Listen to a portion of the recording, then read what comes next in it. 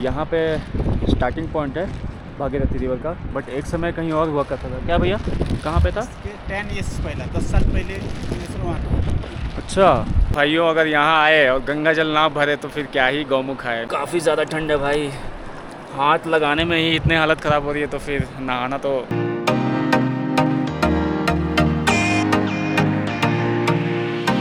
दोस्तों अभी मैं आपको दिखाता हूँ जो गौमुख ग्लेशियर है, ये यहाँ पर ऐसा कुछ दिखता हुआ, और थोड़ा फॉगी सा माहौल है यहाँ पे, बादल काफ़ी घिर चुके हैं। और इस ग्लेशियर के बारे में बताना चाहता हूँ कि अभी तो इसका यहाँ पे स्टार्टिंग पॉइंट है भागीरथी रिवर का, बट एक समय कहीं और हुआ करता था। क्या भैया, कहाँ पे था?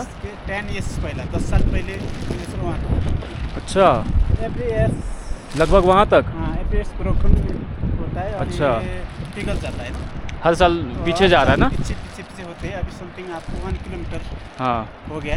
अच्छा। ये इस साल आप यहाँ पे हैं हाँ और सेकेंड जो आने वाला है इससे, हाँ, उसमें आपको और पीछे रहेगा, और पीछे हो जाएगा। पीछे होके कुछ दिन 4-5 साल बाद ये फिनिश 400-500 साल बाद पता नहीं क्या होगा। क्या होगा ये, हम वही। तो नचेंगे भी नहीं। ये फिर पता नहीं नदी का क्या होगा, इसका स्थिति रहेगा कि नहीं रहेगा। ये सर, और आप देख सकते हो दोस्तों, ये पूरा जो मलबा आपको दिख रहा है ना, ये इसके नीचे पूरा आइस है, पूरा ग्लेशियर है, स्टोन और गौमुख ग्लेशियर। सैंड है। काफ़ी यूनिक लैंडस्केप यार। और अभी थोड़ा बारिश का माहौल बना हुआ है, थोड़ा जल्दी निकलते हैं नीचे, ज़्यादा टाइम नहीं लगाना है यहाँ पर। रास्ता कुछ ऐसा है यार, डिफ़िकल्ट है भाई, वेदर भी ख़राब हो रखा है, आप देख सकते हो यार। थोड़ा फिसलन है, बट ये अच्छी बात है कि अगर आपकी शू अच्छी है, ग्रिप अच्छी है, वाटरप्रूफ है, तो काफ़ी असिस्ट मिलता है। भैया हमें गाइड करते हुए आगे आगे, हमारा बैग भी इन्होंने थाम रखा है, काफ़ी सपोर्ट मिल रहा है। और अभिनव पीछे।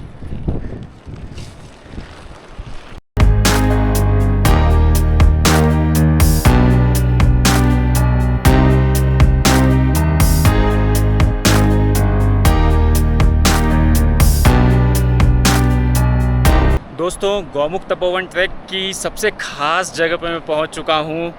मैं पहुंच चुका हूं गौमुख ग्लेशियर के पास, जहां से मां गंगा का उद्गम होता है। और मैं क्या ही बताऊं यार, मतलब इतना ओवरवेलमिंग फीलिंग, इतना अच्छा लग रहा है यार। मेरा एक बकेट लिस्ट में था ये जगह आना, और काफ़ी सुकून, मतलब मैं आपको व्यू दिखाता हूँ यार पीछे। ये देखो, वो सामने गौमुख है, वो जो ग्लेशियर है उसके ऊपर सारा जो डेब्रिस है, जो भी लैंडस्लाइड से हुआ है, वो ढक गया है। तो वहीं से जो है ग्लेशियर पिघलती है और माँ गंगा का उद्गम होता है, और ऐसे भागीरथी रिवर ऐसे फ्लो करती है। काफ़ी ठंड है वैसे यहाँ पर, बट अच्छा लग रहा है यार। बचपन में कभी पढ़ा करते थे और आज सामने आकर देख रहा हूँ उद्गम को, तो काफ़ी अच्छा लग रहा है। मैं बताना चाहता हूँ दोस्तों कि इसे गौमुख ग्लेशियर इसलिए बोलते हैं क्योंकि ये जो ग्लेशियर का जो स्टार्टिंग पॉइंट है वो गाय के मुख की तरह है, इसलिए गौमुख बोलते हैं इसे। और ये इंडिया की सेकंड लार्जेस्ट ग्लेशियर है, काफ़ी पीछे तक फैली हुई है और काफ़ी लंबी है ये। भैया बता रहे थे हमारे जो ट्रैक गाइड है कि ये पहले ये काफ़ी दूर तक हुआ करती थी, और अभी रिसीड करते करते ये ग्लेशियर जो है यहाँ तक पहुँच चुकी है। और भाइयों अगर यहाँ आए और गंगा जल ना भरे तो फिर क्या ही गौमुख आए, मतलब यहाँ से गंगा जल ले जाना तो बनता है यार। और हम थोड़े से लेकर आए हैं क्योंकि ट्रैक में थोड़ा हैवी हो जाता है सामान, तो ज़्यादा तो बड़ा डब्बा लाए नहीं, छोटा ही लाए हैं। और अभिनव यहाँ पे भरता हुआ। ओरिजिन से गंगा जल ले जाने की अपनी अलग ही खासियत है दोस्तों। अभी 12 जून हो रहा है यहाँ पर, और अभी इस वेदर में भी जो गंगा जल है काफ़ी ठंड है यार। मतलब पहले सोच कर आए थे कि यहाँ नहाएंगे, बट जोश यहाँ पर मेरा डाउन हो गया गंगा जल छूने के बाद। काफ़ी ज़्यादा ठंड है भाई, हाथ लगाने में ही इतने हालत ख़राब हो रही है, तो फिर नहाना तो अगर आप में बहुत जुनून है तो कर सकते हो, बट मैंने तो ये प्लान ड्रॉप कर लिया है यहाँ पे नहाने का। दोस्तों गौमुख से भोजवासा निकल रहे हैं, और आगे का थोड़ा देखो यार, वातावरण एकदम बादल के पैरेलल ही जा रहे हैं यार हम लोग। क्या ही अजब सा फीलिंग है यार। पूरा देखो मतलब बादल मेरे फेस पे आ रहा है, मतलब यहाँ तो नहीं पता लग रहा होगा, बट अब सामने देखो कैमरे में हमारे रास्ते में जैसे 30-40 मीटर में देखो पूरा डेंस है, एकदम क्लाउड के साथ साथ जा रहे हैं। अलग सा ही फीलिंग है यार। आज उतना डिफिकल्ट नहीं है, थोड़ा सा ही स्लाइडिंग एरिया है, उसके बाद तो कोई नहीं आज है ना, नीचे जाने का परमिशन है ना? है ना। परमिशन है अपने पास, डोंट वरी। हाँ अच्छा, उनका तबीयत कैसा है? ठीक है, ठीक है, ठीक है। अब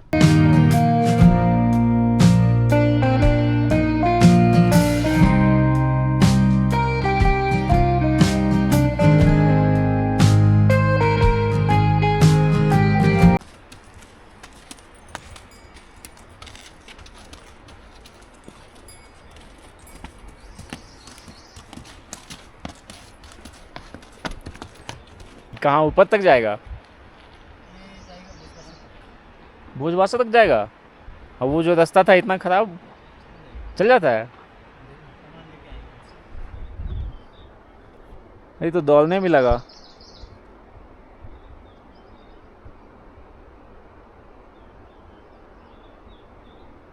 दोस्तों अभी मैं चिरबासा में हूँ और मैं गंगोत्री वापस लौट रहा था और लगभग ट्रैक कंप्लीट हो चुके हैं। और ये सामने आप देख सकते हो, ये चीर का पेड़ है। इसी चीर के पेड़ के ऊपर इस जगह का नाम चिरबासा रखा गया है। ये देखो यार, काफ़ी खूबसूरत लगता है, मतलब जैसे घर में भी कुछ डेकोरेटिव ऐसा यूज़ कर सकते हैं वैसा टाइप का कुछ लगता है यार। और ये देखो, इस पर कुछ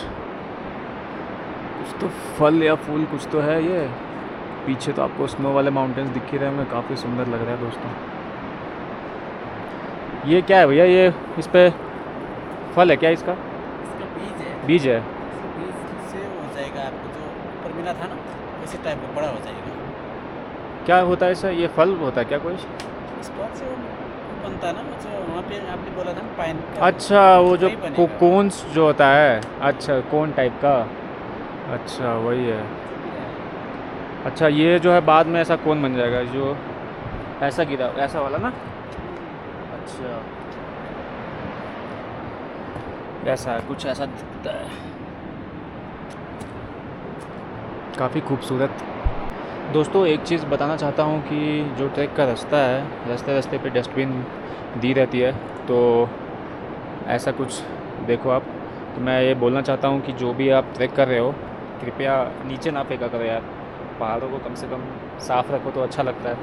अब कूड़े के बगल में ही आप देखोगे साइड में काफ़ी आपको फेंका मिलेगा। ऐसा हमने कई रास्तों में देखा है यार, सब लोग फॉलो नहीं करते हैं। एटलीस्ट इतना सुंदर जगह देखो आप, फिर आपको अच्छा नहीं लगेगा कि ये नीचे ऐसा कूड़ा फैलाए। सो डस्टबिन का यूज़ करो तो बेटर है।